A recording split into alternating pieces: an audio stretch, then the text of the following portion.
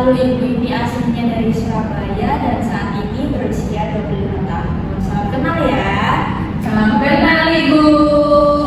Oke, sebelum memulai pembelajaran pada hari ini, untuk sementara kegiatan berdoa ibu pimpin terlebih dahulu. Untuk pertemuan berikutnya bisa salah satu atau ketua kelas yang memimpin doa. Jadi sebelum mulai pembelajaran pada hari ini, marilah kita berdoa bersama-sama menurut agama dan keyakinan masing-masing. Berdoa dimulai.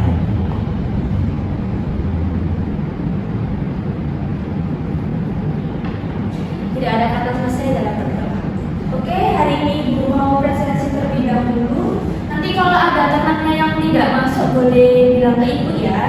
Ya Ibu. Azahra Zaskia Putri Hadir. Faradila Hadir Ibu. Anissa Nur Hasana Hadir Ibu. Nabila Aprilnia Hadir Ibu. Yang mana anaknya? Saya Ibu. Oh, Veronica Dewi. Udah hadir Ibu. Kenapa? Karena sakit. Suratnya udah dikasihkan? Sudah di sekretaris. Sakit ya. Siti Aisyah, Hadir. Jiska Widya. Hadir. Jadi ini hadir semua ya kecuali Veronica tadi sakit. Iya, Ibu. Oke. Oke, sebelum mulai pembelajaran, Ibu mau memberitahu terkait kontrak belajar kita untuk beberapa pertemuan ke depan. Jadi kontrak belajar itu apa sih Bu? Kontrak belajar itu adalah peraturan atau ketentuan yang harus dilaksanakan untuk setiap siswa atau siswi di dalam kelas. Dan itu harus wajib dipatuhi dan dilakukan. Nah, yang pertama itu adalah dilarang bermain handphone atau beramai sendiri ketika ibu guru menjelaskan. Lalu yang kedua itu segala informasi atau catatan atau materi yang ibu sampaikan boleh dicatat, boleh dipahami ataupun boleh dirangkum. Jadi tidak wajib untuk selalu ditulis ya. Barangkali kalian memang paham ketika ibu menjelaskan, jadi kalian tidak wajib untuk menulis. Lalu yang ketiga itu mengenai tugas wajib dikumpulkan tepat waktu. Apabila terlambat boleh konfirmasi ke ibu dan diberikan alasan mengapa kalian terlambat mengumpulkan. Dan untuk ketentuan mengenai izin sakit ataupun ada acara keluarga atau sebagainya itu boleh dikabari ibu H-1 sebelum kalian masuk sekolah. Jadi seperti itu ya. Dan batas paling lambat untuk izin itu ketika hari H kalian tidak bisa masuk sekolah. Jadi ibu memberikan toleransi 1 hari untuk kalian itu izin ke ibu. Jadi jangan sampai tidak izin ya. Takutnya nanti kalau nggak konfirmasi ke ibu itu ibu bakalan nggak absen ataupun ngasih alma seperti itu. Dapat dipahami anak-anak? Bisa Ibu bisa dipahami.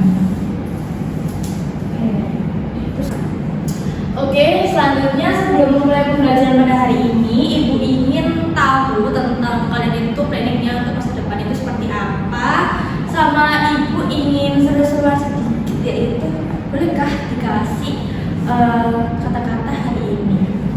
Boleh? Siapa yang mau? Saya. Oke. Mbaknya namanya siapa? Namanya Azhara Ibu. Dipanggilnya Mbak Azhara. Ya. Oke. Boleh Mbak Azhara kata-katanya seperti apa untuk hari ini? Cukup satu kata aja ya Bapak. Boleh. Kebetulan hari ini kan kita tadi habis belajar pertama kan menguras energi. Jadi kata-kata hari ini tuh sakas, artinya tuh sabar dan ikhlas Ibu. Waduh, beri tepuk tangan untuk Mbak Sarah. Untuk Mbak Farah, ada kata-kata untuk hari ini? Ada Apa? kata-kata hari ini. Apa? Harus tabah, taat dan beribadah. Masya Allah, sangat Islam sekali ya Mbak Farah ini. Oke, selanjutnya ibu ingin tahu apa sih motivasi kalian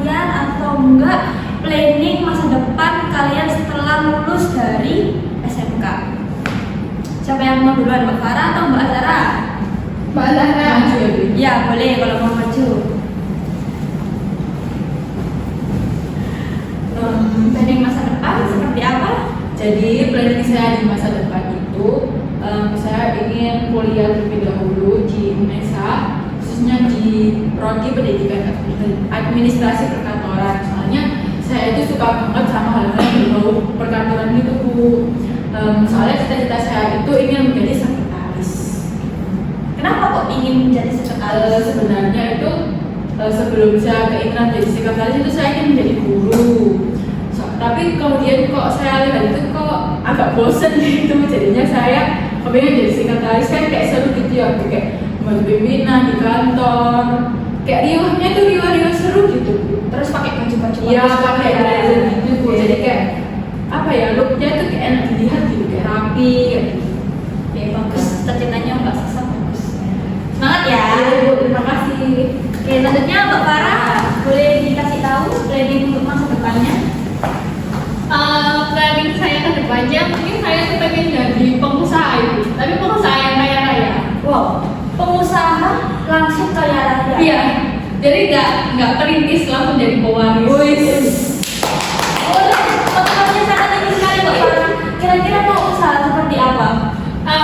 Di bidang apa maksudnya? Kayaknya pengen di F&B, tapi kurang tahu ya ke depannya itu mau ke arah mana. Tapi kayaknya saya itu kan hobinya masak-masak kue gitu. Mungkin saya ke depannya pengen buka toko kue.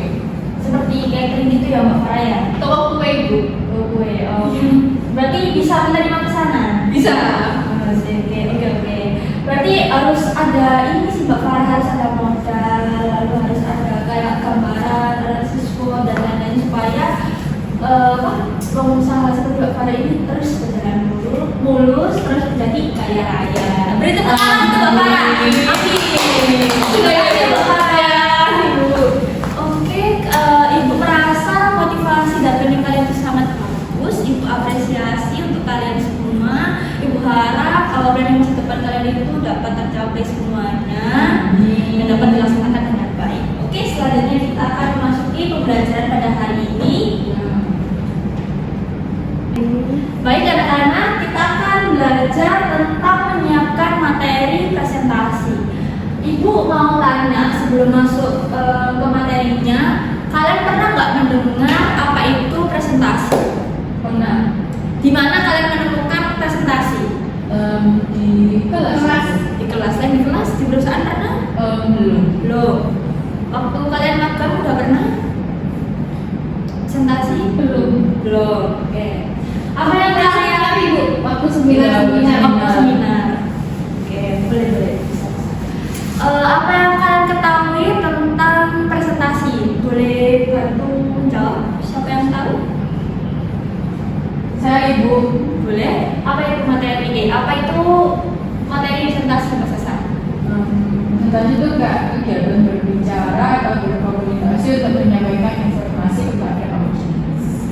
Oke, boleh. Lalu Mbak Farah?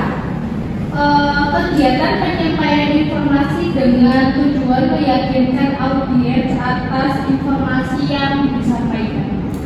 Jawaban keduanya udah cukup benar, namun Ibu akan menambahkan sedikit pengertian tentang materi presentasi. Jadi presentasi sendiri itu adalah kegiatan menyampaikan informasi atau menyampaikan ide dengan tujuan membuat audiens itu paham terkait informasi apa yang akan kita sampaikan, mulai dari menyiapkan materi, menyusunnya secara terstruktur, lalu juga cara menyampaikannya dengan cara percaya diri. Seringkali kita kan menemukan ya anak-anak ya, kalau ada orang itu menyampaikan informasinya itu terlalu kecepatan, lalu dia sekedar menyampaikan informasi sehingga audiens itu agak kurang paham terkait informasi yang disampaikan. Jadinya audiens yang mendengarkan itu tidak mendengarkan. Yang kedua, ngantuk. Benar atau benar? Nah, dari tujuan presentasi sendiri itu adalah untuk memberikan informasi, menjelaskan topik dan juga meyakinkan audiens. Jadi kita nggak sekedar presentasi atau berbicara saja, tapi bagaimana kita membuat audiens itu paham terkait informasi yang kita sampaikan seperti itu. Dan hari ini itu kita akan mempelajari pengertian presentasi, persiapan presentasi, struktur dari presentasi apa saja, dan bagaimana teknik-teknik penyampaian dari sebuah presentasi. Apakah Ibu menjelaskannya kecepatan? Tidak. Ibu. Nah, awal pertama dari sebelum memulai presentasi itu adalah menetapkan tujuan. Kenapa kita harus menetapkan tujuan? Karena tujuannya itu adalah untuk mengetahui apa informasi yang harus disampaikan. Jadi yang udah Ibu jelaskan tadi, kita tuh harus menyampaikan informasi itu dengan benar, jelas, lalu menggunakan bahasa yang dapat dipahami. Jadi kita nggak cuma sekedar berbicara, tapi kita harus mengetahui bagaimana cara penyampaian kita itu dapat dipahami oleh audiens, supaya kita tuh presentasinya juga nggak sia-sia, tapi informasi yang kita sampaikan itu benar gitu loh. Dan para audiens itu tidak bosan mendengarkan kita, melainkan paham seperti itu. Lalu yang kedua yaitu kita mengenali audiens.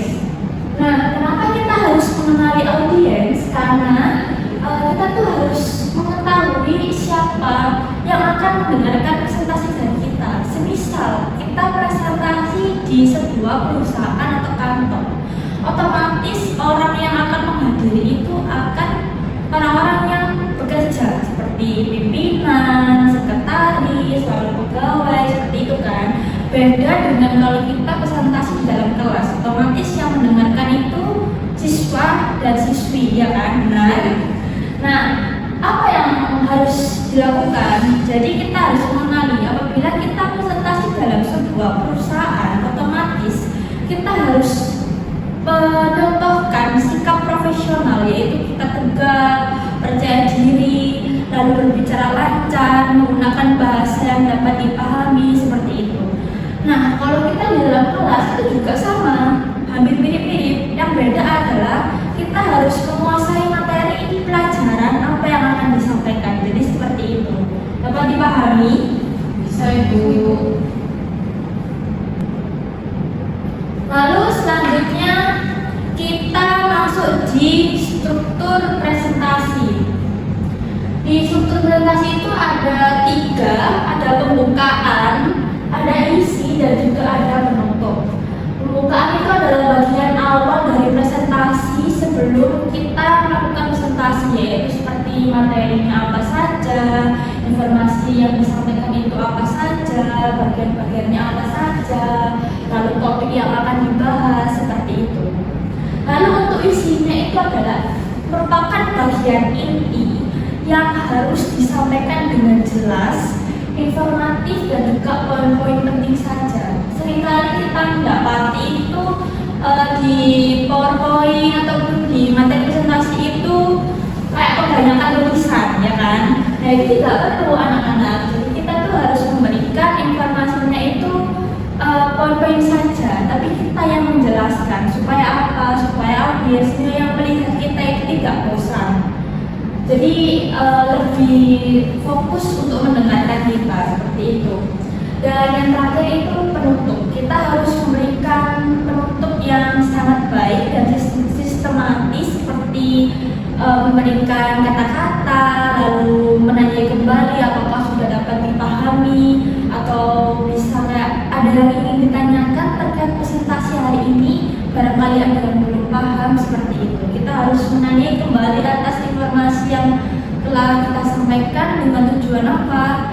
Dengan tujuan supaya materi itu apakah sudah dapat dikuasai oleh audiens ataukah informasi tersebut dapat disampaikan dengan baik, seperti itu.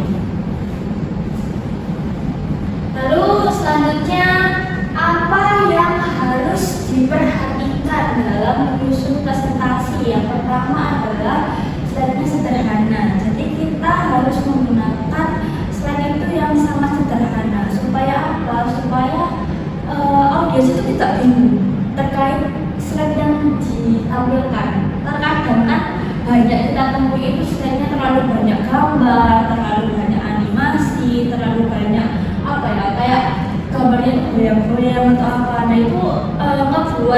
audiens itu kadang ada yang kepecah fokusnya.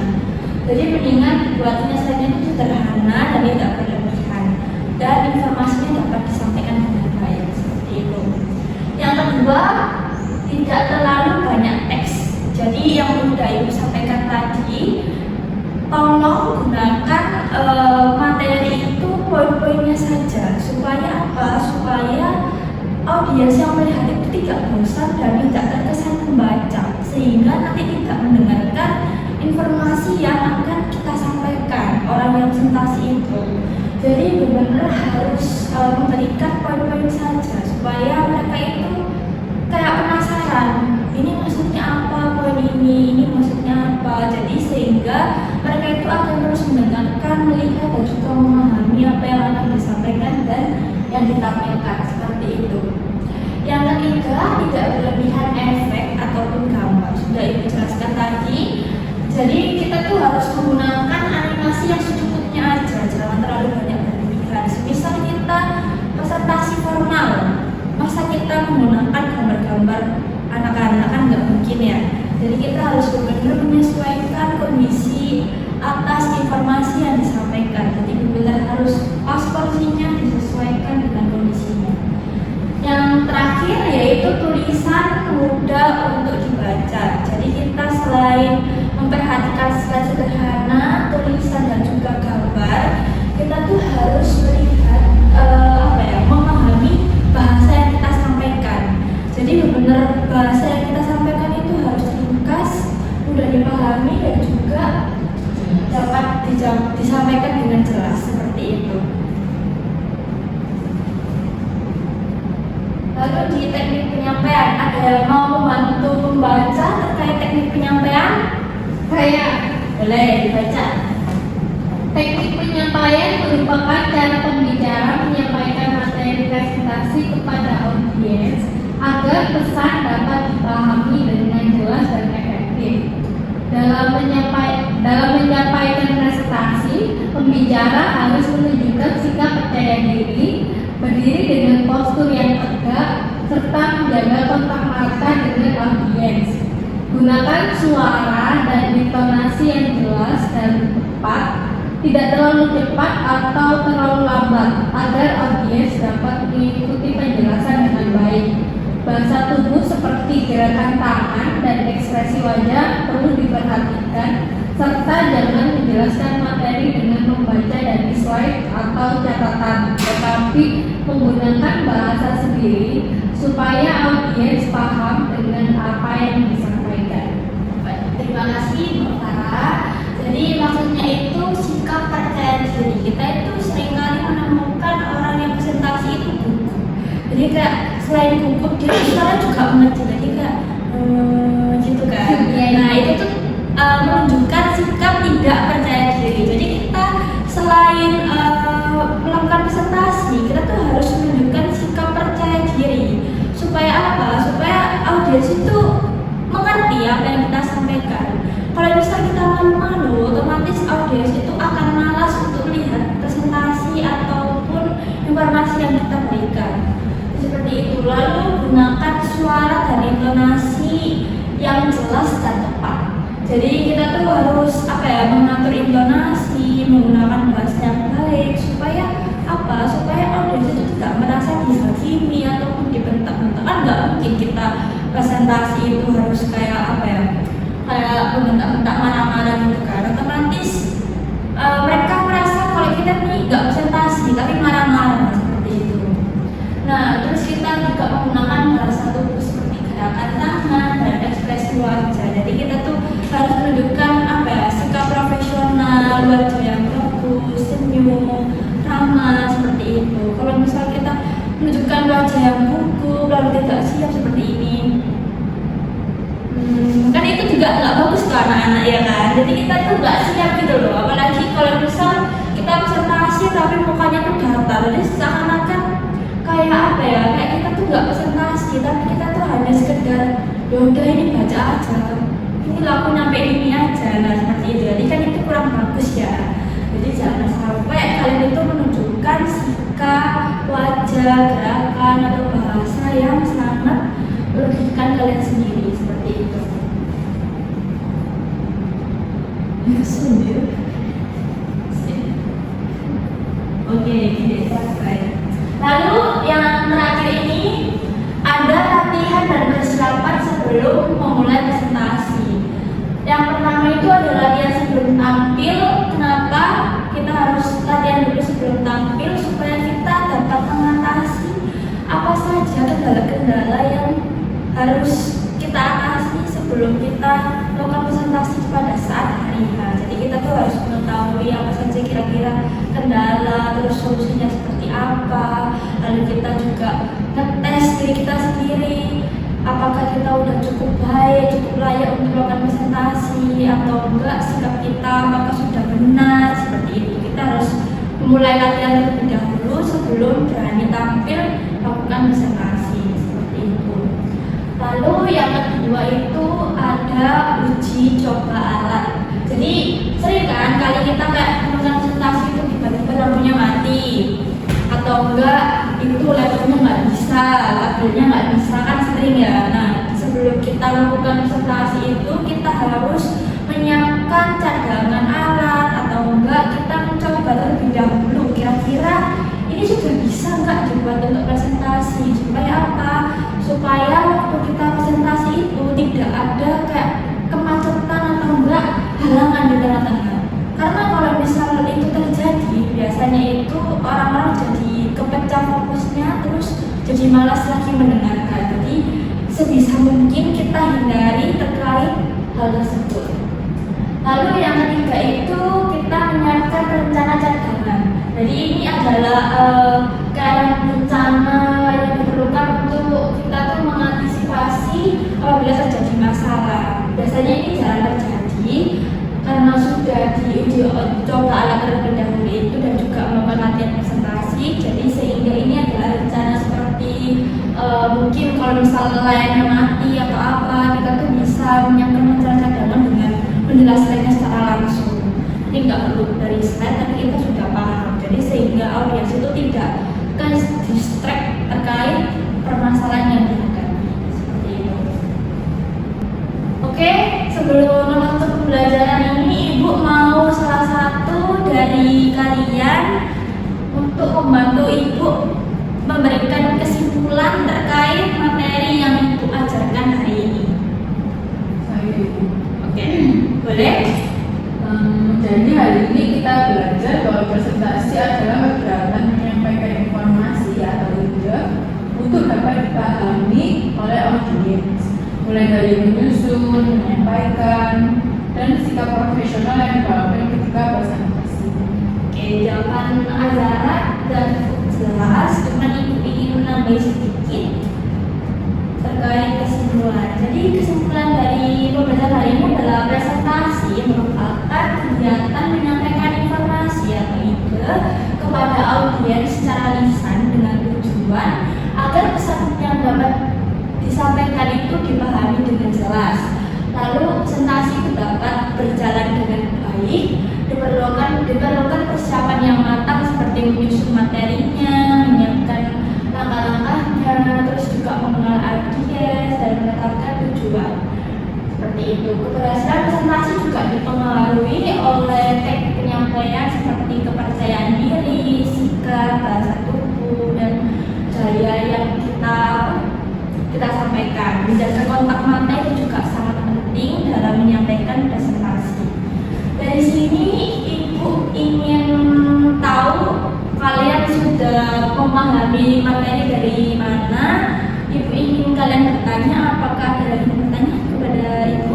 Saya Oke, Pak Farah, apa pertanyaannya? tujuan presentasi itu kan berbeda-beda ya biasanya. Terus bagaimana cara membedakan presentasi formal atau tidak formal?